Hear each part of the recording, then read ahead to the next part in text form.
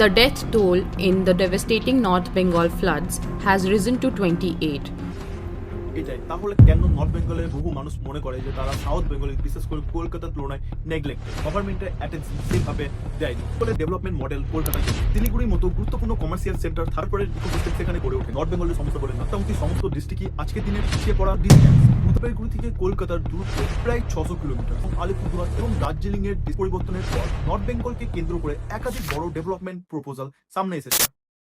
যদি তুমি একজন নর্থ বেঙ্গলের কোনো মানুষের মুখে শোনো যে নর্থ বেঙ্গলের মানুষ দীর্ঘদিন ধরে ডিসক্রিমিনেশনের শিকার হয়ে আসছে, তোমার প্রথম রিয়াকশন এটাই হবে, নর্থ বেঙ্গল বলে আবার কি কথা, নর্থ সাউথ বলে কিছু হয় নাকি, বেঙ্গল বেঙ্গল কথাটা ঠিকই, তবে কিন্তু তুমি এটা তোমার পার্সপেক্টিভ থেকে বললে। কিন্তু একজন নর্থ বেঙ্গলের মানুষের পার্সপেক্টিভটা শুনলে বুঝতে পারবে কেন তাদের এরকম ফিল হয়।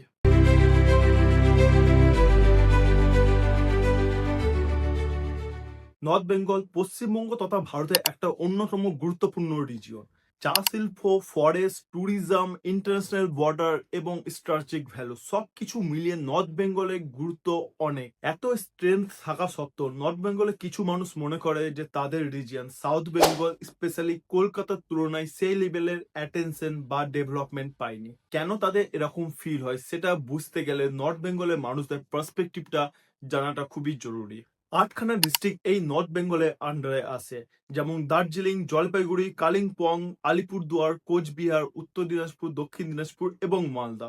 প্রত্যেকটা ডিস্ট্রিক্টে তাদের নিজস্ব আলাদা করে হিস্ট্রি, কালচার এবং আইডেন্টিটি রয়েছে। এনসিয়েন্ট পিরিয়ডে নর্থ বেঙ্গলের কিছু অংশ পূর্ব বর্ধমান কিংডমে অন্তর্ভুক্ত ছিল, যা ইস্টার্ন ইন্ডিয়ার আর্লিয়েস্ট কালচার এবং আরবান সেন্টারগুলির মধ্যে অন্যতম ছিল। মেডিভাল পিরিয়ডে এই রিজিয়ন কোচ কিংডমে একটা গুরুত্বপূর্ণ সেন্টার হিসেবে গড়ে ওঠে এবং কোচবিহার একটা মেজর পলিটিক্যাল এবং কালচারাল হাবে পরিণত হয়। ব্রিটিশ রুলের সময় দার্জিলিং ইন্ডিয়ার অন্যতম ফেমাস হিল স্টেশন এবং টি প্রডিউসিং রিজিয়ন হিসেবে ডেভেলপ হয়। মডার্ন ইন্ডিয়াতে নর্থ বেঙ্গল স্ট্র্যাটেজিক্যালি অনেক গুরুত্বপূর্ণ।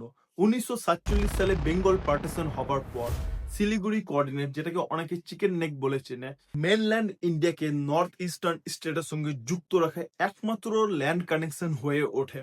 Mountain, forest, tea garden, wild habitat এবং এগ্রিকালচারাল ল্যান্ডের এক রিমার্কেবল কম্বিনেশন তৈরি করেছে। প্রতি বছর million of tourist Darjeeling, Kalimpong এবং কোচবিহারে আসে এখানকার ওয়েদার, এখানকার টি গার্ডেন, ওয়াইল্ড লাইফ এবং কালচারকে এক্সপিরিয়েন্স করতে। এত biodiversity, strategically importance, natural resources এবং ট্যুরিজমের অন্যতম সেন্টার হওয়া সত্ত্বেও প্রশ্ন হচ্ছে এটাই, তাহলে কেন নর্থ বেঙ্গলে বহু মানুষ মনে করে যে তারা সাউথ বেঙ্গলে বিশেষ করে কলকাতার তুলনায় নেগলেক্টেড? এর উত্তর হলো গভর্নেন্স এবং ডেভেলপমেন্ট।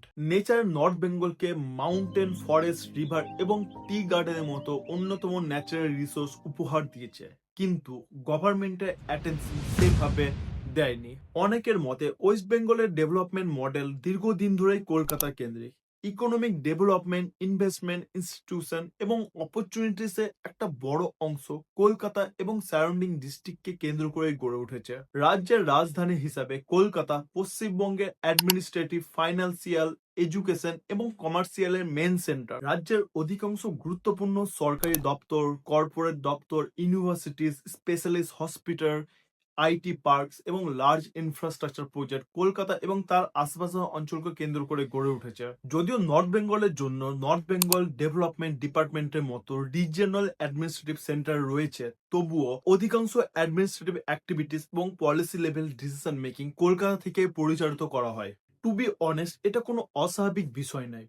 ভারতের প্রায় সব রাজ্যের স্টেট ক্যাপিটালই প্রশাসনের মেন কেন্দ্র হিসেবে কাজ করে, সেই জন্য পশ্চিমবঙ্গ তার কিছু ব্যতিক্রম নয়। কিন্তু প্রবলেম হচ্ছে গভর্নমেন্ট অ্যাডমিনিস্ট্রেটিভের পাশাপাশি ইকোনমিক অপরচুনিটিস, ইনভেস্টমেন্ট, ইনস্টিটিউশন এবং ডেভেলপমেন্ট প্রজেক্টের একটা বড় অংশ কলকাতা কেন্দ্রিক হয়ে পড়েছে। বিভিন্ন কর্পোরেট সেক্টর যেমন আইটিসি, কোল ইন্ডিয়া, এক্সাইড এবং ইমামির মতো বড় বড় কর্পোরেট সেক্টরের মেইন অফিস কলকাতাতে অবস্থিত।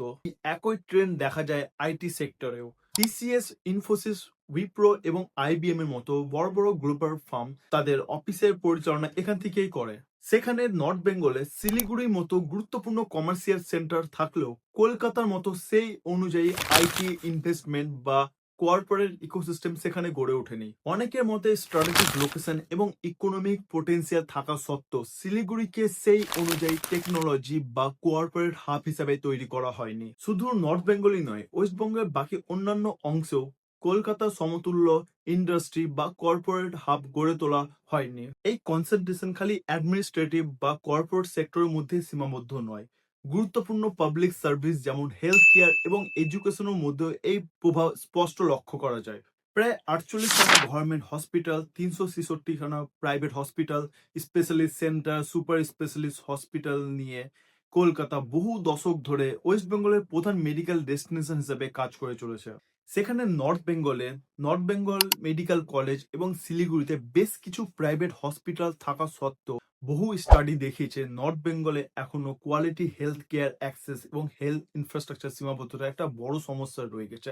আর এটা খালি নর্থ বেঙ্গলের সমস্যা বলে না, পুরো ওয়েস্ট বেঙ্গলের বিভিন্ন প্রান্তে তুমি যদি দেখো, তুমি দেখতে পারবে খালি কলকাতাকে বাদ দিয়ে বাকি অন্যান্য ডিস্ট্রিক্টও সেই একই অবস্থা। অন্যান্য ডিস্ট্রিক্টেও হেলথ কেয়ার বা মেডিকেল ফেসিলিটি একটা বড় সমস্যায় রয়ে গেছে। ফলে বহু সংখ্যক মানুষকে অ্যাডভান্স ট্রিটমেন্ট বা সার্জারির জন্য কলকাতার উপর নির্ভর করতে হয়। এই জিনিসটা তুমি অন্যান্য স্টেটে খুবই কমই লক্ষ্য করবে। অন্যান্য স্টেটে স্টেট ক্যাপিটালের পাশাপাশি আরো ছোট ছোট রিজিয়নাল হাব গড়ে উঠেছে যেখানে অ্যাডভান্স মেডিকেল ট্রিটমেন্ট পাওয়া যায়।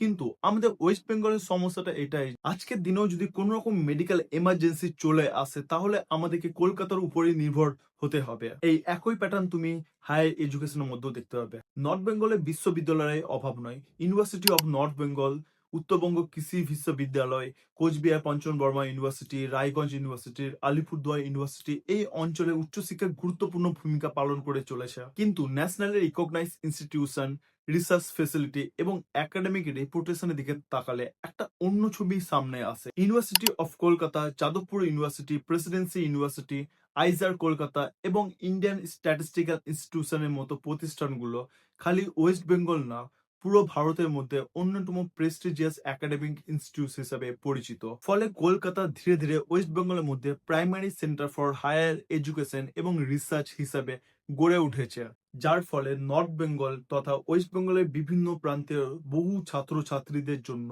অ্যাডভান্স স্টাডি, ডক্টরাল রিসার্চ কিংবা কম্পিটিটিভ এক্সামে প্রিপারেশনের জন্য কলকাতা চলে যাওয়াটা একটা বাধ্যতামূলক হয়ে পড়েছে। তবে এটা কিছু নতুন না বা এক্সেপশনাল না। সমস্যাটা হচ্ছে ওয়েস্ট বেঙ্গলের মোটামুটি সবকিছু, এমনকি metro train, airport, large infrastructure project, big মার্কেটের মতো সবকিছু কলকাতা সেন্ট্রিক, এবং ওয়েস্ট বেঙ্গলের মোটামুটি সমস্ত ডিস্ট্রিক্টই আজকের দিনে পিছিয়ে পড়া, নেগলেক্টেড, ইকুয়াল অপরচুনিটি বা সেই লেভেলের ডেভেলপমেন্ট পাইনি। সুতরাং higher education, specialist health care, government work, business activities কিংবা এমপ্লয়মেন্ট অপরচুনিটির জন্য ওয়েস্ট বেঙ্গলের বিভিন্ন জেলার মানুষকে কলকাতার উপর নির্ভর হতে হয়। কিন্তু নর্থ বেঙ্গলের মানুষের ক্ষেত্রে এই চ্যালেঞ্জটা অনেক বেশি। এর মেন কারণ হলো ডিস্টেন্স। উদাহরণ হিসেবে বলা যায়, জলপাইগুড়ি থেকে কলকাতার দূরত্ব প্রায় 600 কিলোমিটার। সেখানে কোচবিহার, কালিম্পং, আলিপুরদুয়ার এবং দার্জিলিং এর ডিস্টেন্স কলকাতা থেকে আরো অনেক বেশি। ফলে একটা অ্যাডমিনিস্ট্রেটিভ কাজ, জব ইন্টারভিউ বা কম্পিটিটিভ এক্সামের জন্য অনেক সময় overnight train journey, additional expenses বা ভ্যালুয়েবল টাইম ব্যয় করতে হয়। সময়ের সঙ্গে সঙ্গে এই বাস্তবতা অনেক নর্থ বেঙ্গল মানুষের মধ্যে এমন একটা পারসেপশন তৈরি করেছে যে ইম্পর্টেন্ট সার্ভিসেস, অপরচুনিটিস বা ডিসিশন মেকিং সেন্টার তাদের রিজিয়ন থেকে অনেক দূরে অবস্থিত। আর এই অনুভূতি আজ নর্থ বেঙ্গল ডেভেলপমেন্ট ডিবেটের অন্যতম প্রধান কারণ। তবে 2026 সালের সরকার পরিবর্তনের পর নর্থ বেঙ্গলকে কেন্দ্র করে একাধিক বড় ডেভেলপমেন্ট প্রপোজাল সামনে এসেছে। নতুন সরকার নর্থ বেঙ্গলে এইমস, আইআইটি, আইআইএম এবং ক্যান্সার হসপিটাল স্থাপনের প্রতিশ্রুতি দিয়েছে। এছাড়াও আলিপুরদুয়ার, কালিম্পং এবং সাউথ দিনাজপুরের নতুন মেডিকেল কলেজ স্থাপনেরও ঘোষণা করা হয়েছে। এর পাশাপাশি শিলিগুড়িকে আরো বড় ইকোনমিক, হেলথ কেয়ার এবং এডুকেশন হাব হিসেবে গড়ে তোলারও কথা বলা হয়েছে। যদি এই পরিকল্পনাগুলো বাস্তবায়িত হয় তাহলে নর্থ বেঙ্গলের দীর্ঘদিনের সমস্যার কিছুটা সমাধান হতে পারে, তবে এই মুহূর্তে এগুলি মূলত প্রতিশ্রুতি এবং পরিকল্পনার পর্যায়ে রয়েছে। নর্থ বেঙ্গলের মানুষ অতীতে এরকম বহু ডেভেলপমেন্টের প্রমিস শুনে এসেছে। যদি এই ডেভেলপমেন্ট প্রজেক্টগুলো সত্যি বাস্তবায়িত হয়, তাহলে হয়তো আগামী দশকে নর্থ বেঙ্গলের ডেভেলপমেন্টের স্টোরি সম্পূর্ণ নতুন দিকে এগোতে পারে। তোমাদের কি মনে হয়? তোমাদের মতামত অবশ্যই কমেন্টে জানিও।